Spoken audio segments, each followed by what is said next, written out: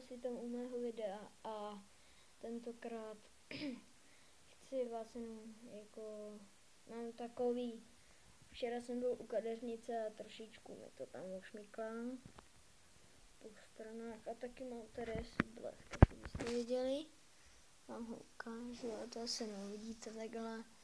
No a já bych vám něco chtěl říct o mě a o jiných channelech, že já soutěžím s jedním klukem o více odběru a zatím vede, to je jasný. Chtěl bych vás jenom poprosit, že na Vítík 96 nedávejte žádné odběry.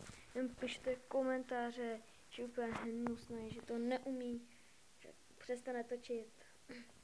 Já vám věřím, že to dokážete, protože já prostě jsem na něj moc to. Ale kdyby ho překonal, tak byste byli hrozně dobrý. Hrozně byste byli ty nejlepší na světě. Stačí, když překonáte 40 odběratelů, to by bylo fakt fajné.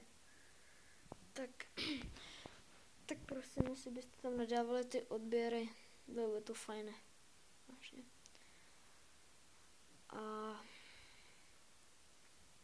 ještě bych vás chtěl poprosit, abyste taky se koukli na L77. 1 LE a 2 L mezerník 77. To zvládnete. A ještě bych mohl něco, že vážně na Vítíka se nekoukejte.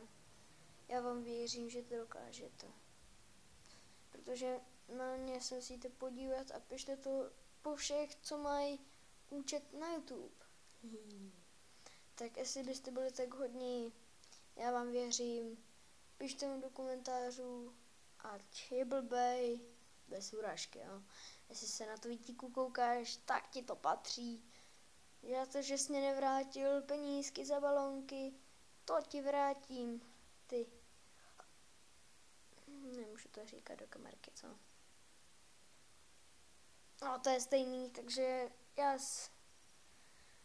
já vás bych prosil, protože já soutěžím ještě s jedním klukem no to už jsem asi říkal, nebo ne. Tak to zopakuju ještě jednou. Soutěžím s jedním klukem o to a tak zatím. Čau.